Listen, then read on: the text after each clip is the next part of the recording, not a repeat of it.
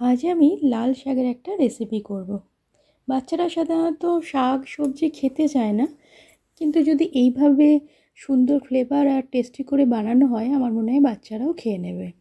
নমস্কার, মুনমুনের ঘরোয়া রান্না থেকে আমি মুনমুন, আমার চ্যানেল ও পেজে আপনাকে জানাই অনেক অনেক স্বাগত। আমি এখানে লাল শাক নিয়েছি। শাকে খুব বালি থাকে, বালি কাদা এসব থাকে, তাই শাকটা কেটে আমি দুবার জল, আধ ঘন্টার মতো জলে ভিজিয়ে রেখে দুবার জল পাল্টে ধুয়ে এটা একটু জল ঝরাবার জন্য রেখে দিয়েছি একটা স্ট্রেনারের মধ্যে। এখানে আমি কিছু চিনে বাদাম নিয়েছি। শুকনো কড়াইয়ের মধ্যে বাদামটা একটু রোস্ট করে নেব। তেল টেল কিছুই দিয়ে নি, গ্যাসের ফ্লেমটা লোতে রেখে এটা একটু রোস্ট করব। সুন্দর হালকা বাদাম ভাজা ভাজা মতো গন্ধ বেরোবে। এবার আমি এটা উঠিয়ে নেব।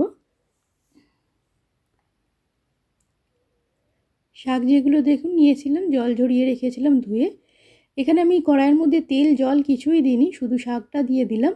গ্যাসের ফ্লেমটা লোতে রেখে স্বাদ মতো, মানে শাকের মধ্যে তো একটু নুনটা একটু বুঝে দিতে হয়, শাকটা একটু পরে কমে যাবে সেই হিসাবে একটু নুন দিয়ে দিলাম। নুন দিয়ে ঢাকা দিয়ে এটা সেদ্ধ করতে দেবো শাকটা।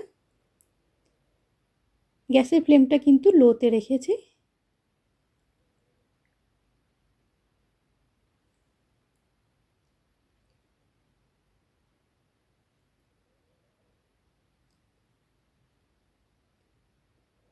চিনে বাদাম যেগুলো রোস্ট করেছিলাম ওগুলো খোলা ছাড়িয়ে এখানে আমি একটু টুকরো টুকরো মতো করে নেব। এরকম টুকরো করে রেখে দিলাম। 1.5 মিনিট পরে একটু ঢাকা খুলে শাকটা দেখে নেব। দেখুন কতটা কমে গেছে শাকটা, তাই নুনটা একটু বুঝে দিতে হয়। শাক থেকে অনেক জলও বেরিয়ে গেছে, অনেকটা জল বেরিয়েছে। এই জলটাতেই শাকটা সেদ্ধ হয়ে যাবে। নুন দেওয়ার পর আমি আর নাড়াইনি, এখন একটু নাড়িয়ে দিলাম, দিয়ে আবার একটু ঢাকা দিয়ে দেব। ঢাকা দিয়ে দিয়ে শাকটা সুন্দর সেদ্ধ হয়ে যাবে। আমি যেভাবে বানাই সেটাই আপনাদের সঙ্গে শেয়ার করছি। শাক তো সবাই বানিয়ে থাকেন নিজের নিজের মতো করে, তবে এইভাবে একবার বানিয়ে দেখতে পারেন, খেতে কিন্তু বেশ ভালো লাগে। 2 থেকে 2.5 মিনিট পরে আবার ঢাকা খুলে নিলাম। দেখুন শাকটা সুন্দর সেদ্ধ হয়ে গেছে। একটা স্ট্রেনারের মধ্যে নিয়ে নেব, জলটা ঝরিয়ে নেব।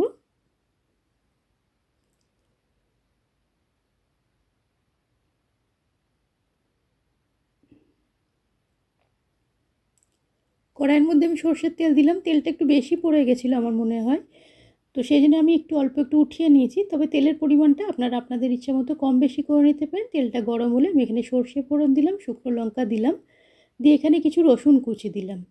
রসুনটা দিয়ে লো ফ্লেমেতে লাল লাল করে ভেজে নেব। তবে আপনারা যদি রসুনের ফ্লেভার পছন্দ না হয় তাহলে এটা স্কিপ করতে পারেন।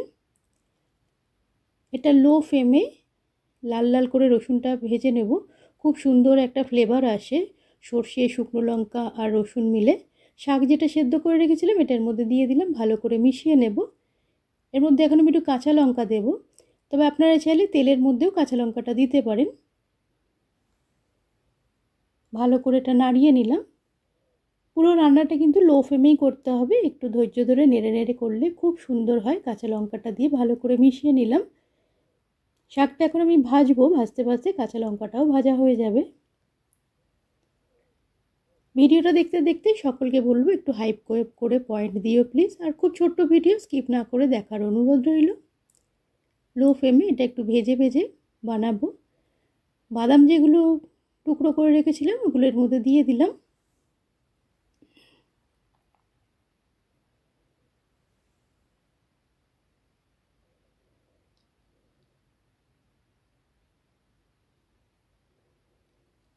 শাকটা সেদ্ধ করার পরে তেলে এভাবে ফোড়ন দিয়ে ভেজে ভেজে করলে না টেস্টটা অনেকটা বেশি ভালো হয়। একবার এভাবে যারা বানান তো বানানই, কিন্তু যারা একবারে বানান তারা এভাবে একবার বানিয়ে দেখবেন, খুব ভালো লাগে। অল্প একটু চিনি দিলাম আর নুন দিলাম। নুন দিয়ে আমি শাকটা সেদ্ধ করেছিলাম, তো সেটা সে কথাটা মাথায় রেখে আর একটু নুন দিলাম, একটু চিনি দিলাম। এই চিনিটা স্বাদটা ব্যালেন্স করবে, খুব একটা মিষ্টি হবে না। ভালো করে নেড়ে নেড়ে নিলাম। শাকটা সেদ্ধর পর তেলেতে এভাবে একটু লো ফ্লেমে একটু ভেজে ভেজে বানালে না খুব সুন্দর লাগে খেতে। অনেকেই শাকটা খেতে পছন্দ করে না, কিন্তু এভাবে বানালে কিন্তু সবাই খেয়ে নেবে। সবশেষে অল্প একটু পোস্ত দিয়ে দিলাম। পোস্ত দিয়ে ওটা ভালো করে নেড়ে নেব। সর্ষে, শুকনো লঙ্কা আর রসুনের সুন্দর ফ্লেভার আছে, সঙ্গে বাদাম পোস্ত দিয়ে এরকম করে বানালে বাচ্চারাও অনেকে যারা শাকটা খেতে চায় না এভাবে খেয়ে নেবে। কিন্তু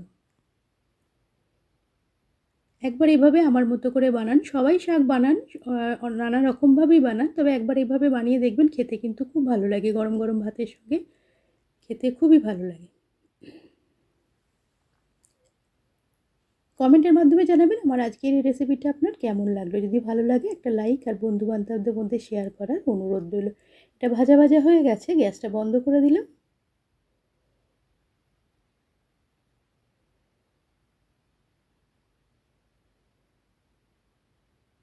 দেখুন একদম নেড়ে নেড়ে লো ফ্লেমে তেলের মধ্যে ভেজে ভেজে এটা বানিয়ে নিয়েছি। একটু ধৈর্য ধরে লো ফ্লেমে তেলের মধ্যে শাকটা সেদ্ধ করার পরে তেলের মধ্যে এভাবে ভেজে ভেজে বানালে না খেতে খুবই ভালো লাগে। গরম গরম এটা সার্ভ করে দিলাম। এই ঠান্ডায় গরম গরম ধোঁয়াটা ভাতের সঙ্গে প্রথম পাতে এরকম কিন্তু লাল শাক ভাজা খেতে খুবই ভালো লাগবে। বাচ্চারা যারা খেতে পছন্দ করে না তারাও খেয়ে নেবে। একবার হলেও এভাবে বানিয়ে দেখবেন। আপনাদের অমূল্য সময়ের মধ্যে থেকে সময় বার করে আমার ভিডিওটা দেখার জন্য আপনাকে অসংখ্য ধন্যবাদ ও ভালোবাসা। আগামী দিনে পাশে পাবো। আজ নমস্কার।